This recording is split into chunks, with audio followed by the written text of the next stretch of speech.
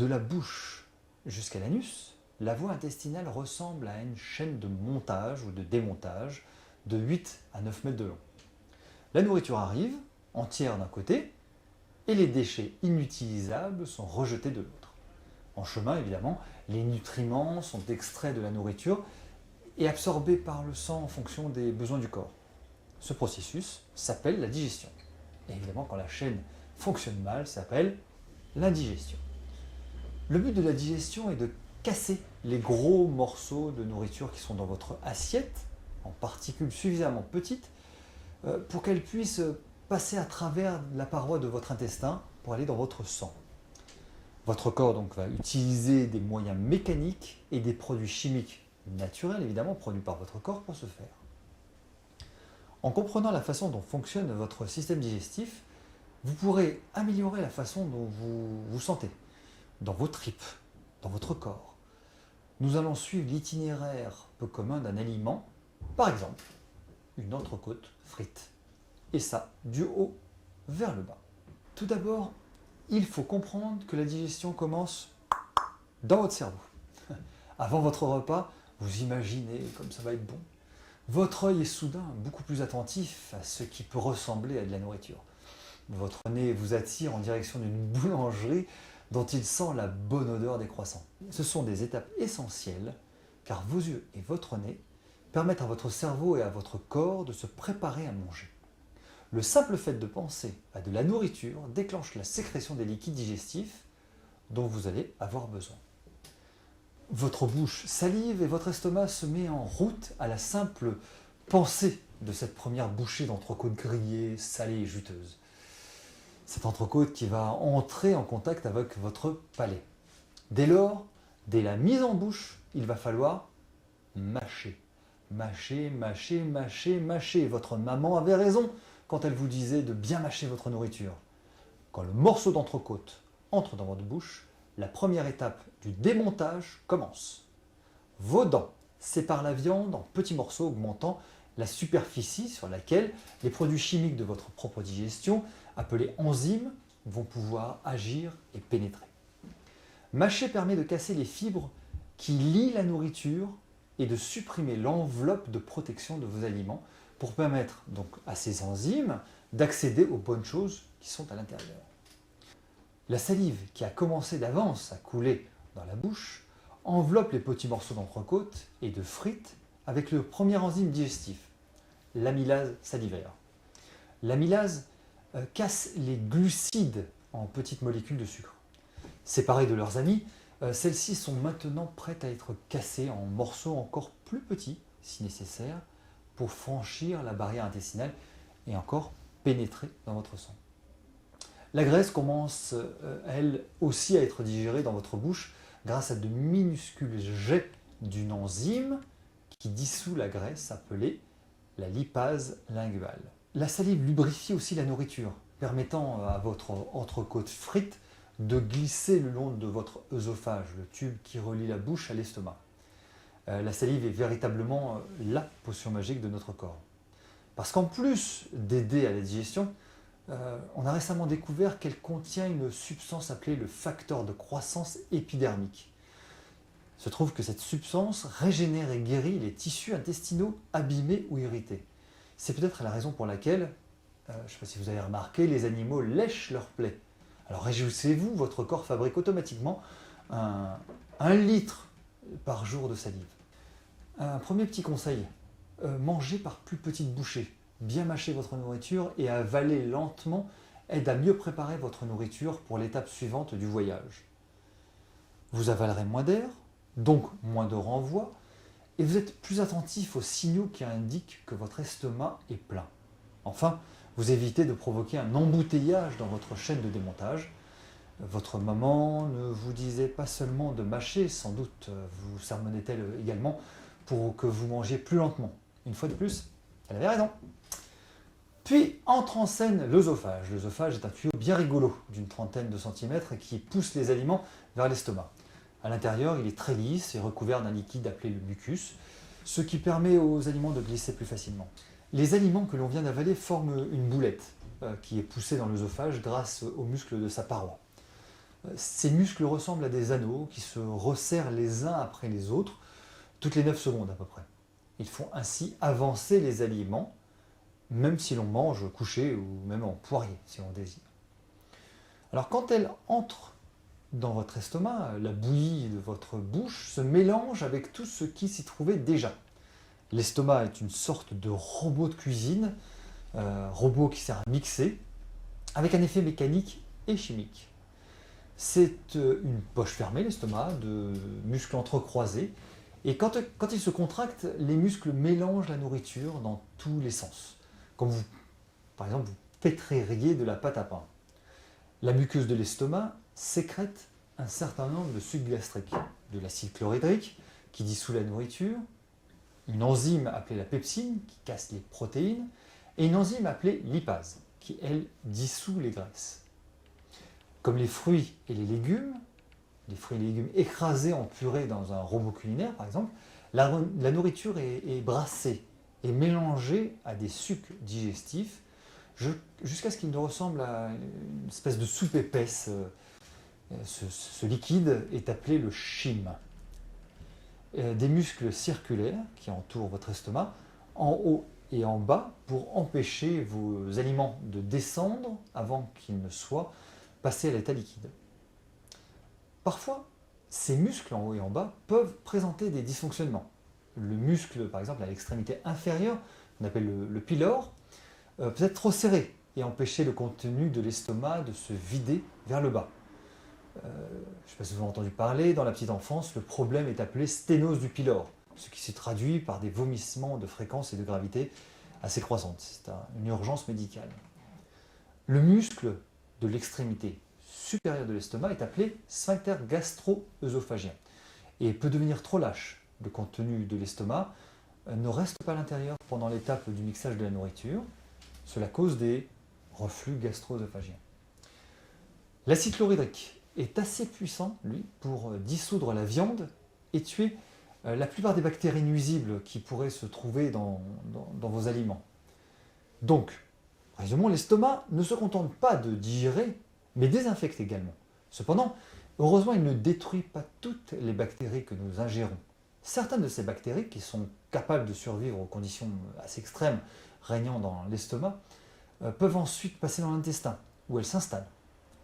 Et en échange de consommer toute la nourriture qu'elles souhaitent, elles y jouent un rôle important pour la santé et la digestion. Alors pour une digestion confortable, la muqueuse de l'estomac doit sécréter juste la bonne quantité d'acide au bon moment. Comprenez bien que si elle en produit alors que l'estomac est vide, ce qui peut arriver lorsque vous êtes stressé, l'acide irrite la muqueuse provoquant des sensations très désagréables. De plus, en l'absence de nourriture, l'acide peut pénétrer dans la partie supérieure de l'intestin, le duodénum, qui est très sensible à l'acide, et l'acide commence même à digérer le duodénum, provoquant des ulcères. Des substances comme l'alcool ou le café, sur un estomac vide, en plus du stress bien sûr, peuvent faire que vous mangez de l'intérieur littéralement.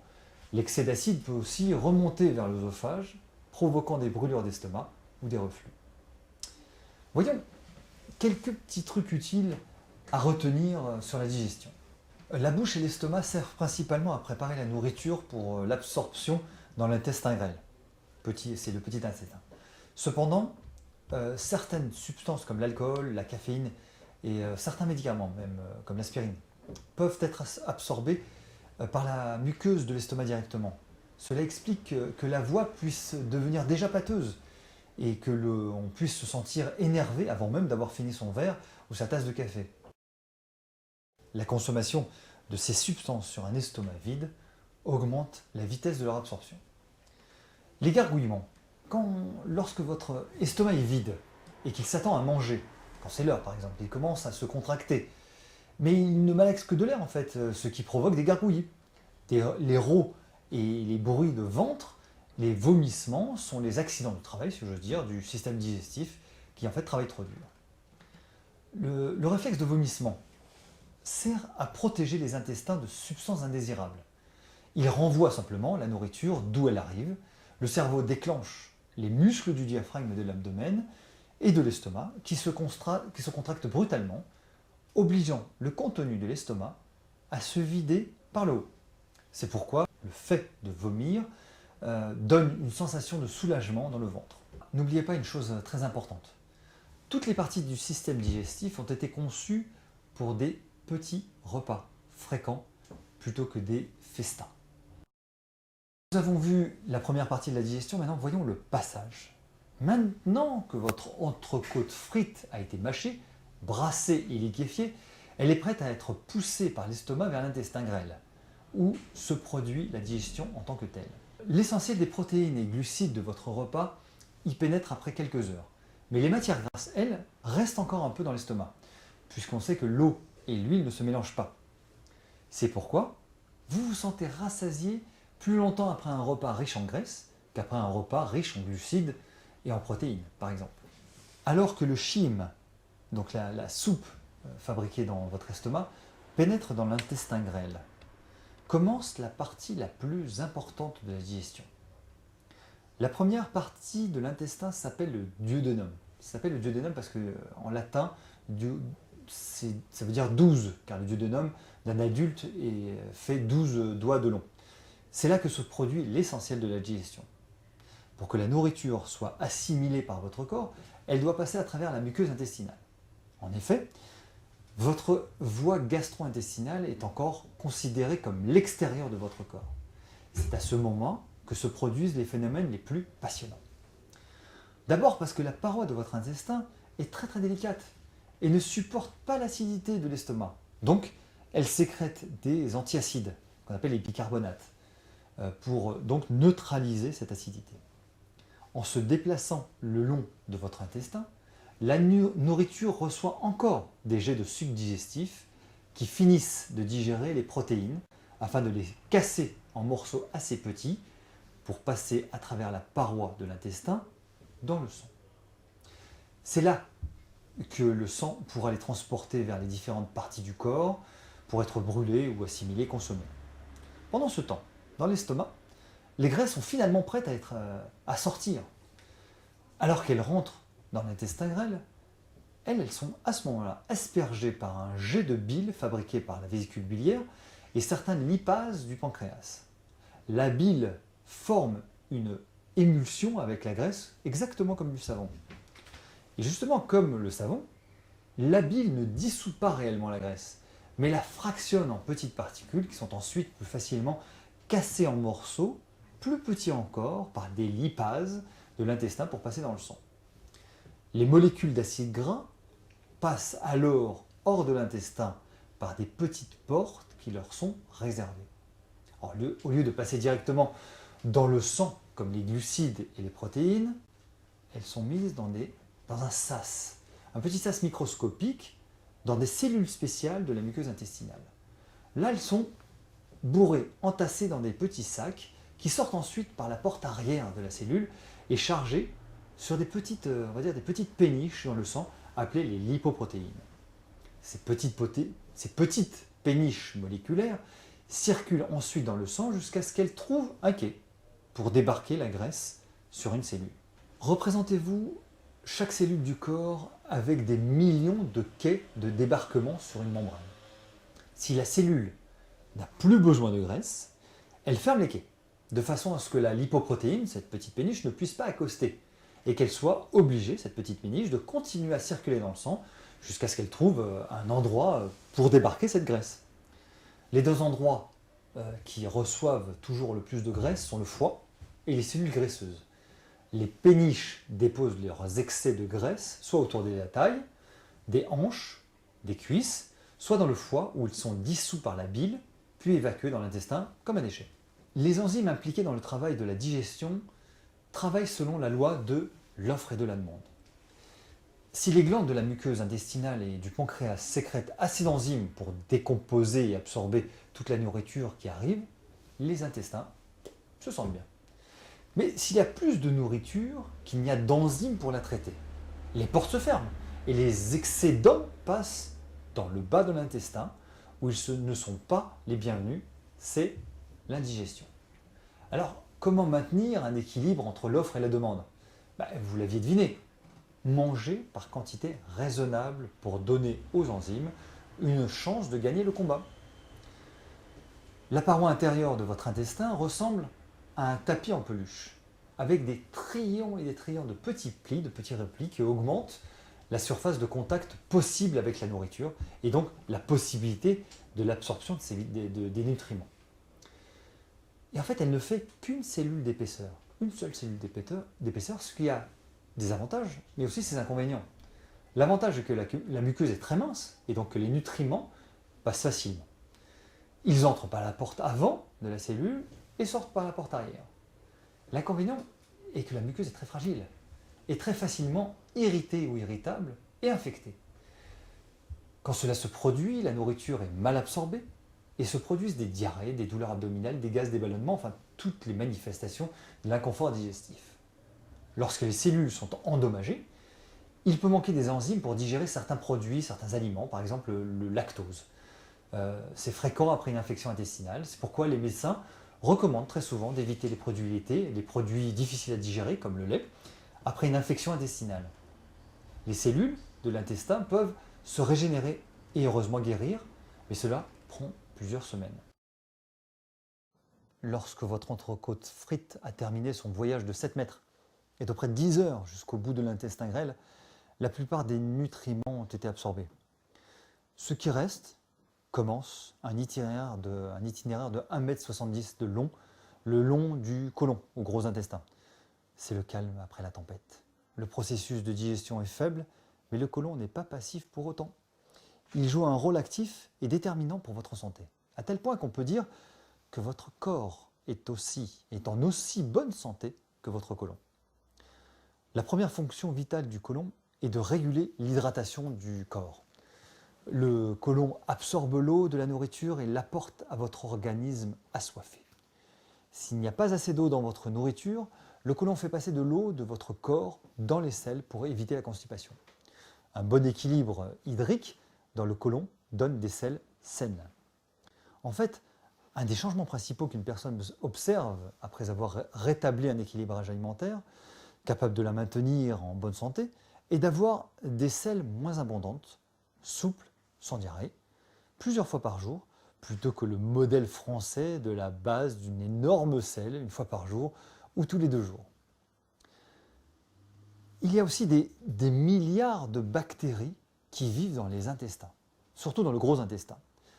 Elle est appelée la flore intestinale parce qu'elles sont, ces bactéries, comme la vie végétale de l'intestin. Elles contribuent à l'équilibre et à la bonne santé du côlon et du reste de tout le corps. Ces bactéries intestinales sont aussi connues sous le nom de probiotiques. Vous avez certainement entendu parler parce qu'elles sont favorables à la vie.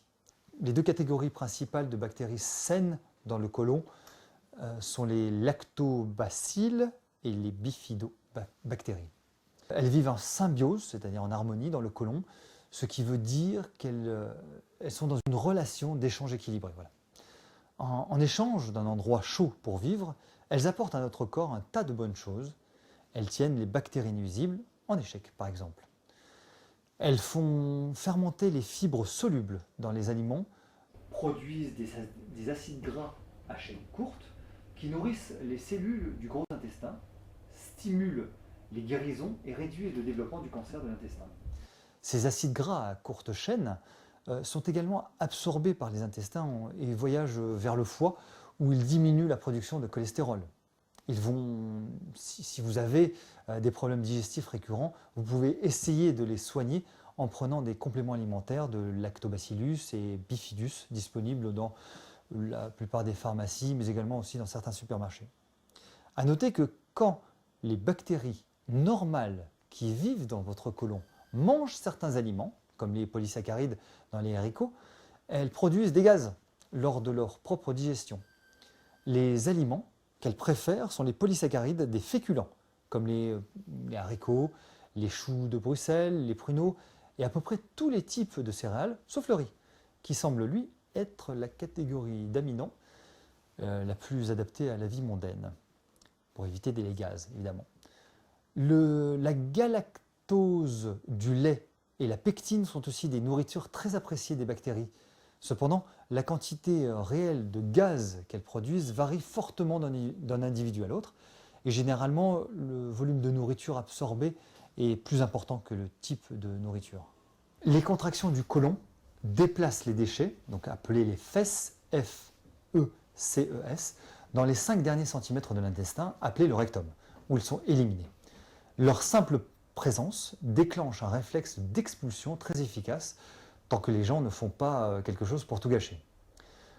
Par exemple, manger trop peu de fibres, boire trop peu de liquide, manger trop de graisse, les lipides, on sait, ralentissent le transit intestinal, ou tout simplement ignorer les appels à évacuer peut finir par stopper le réflexe.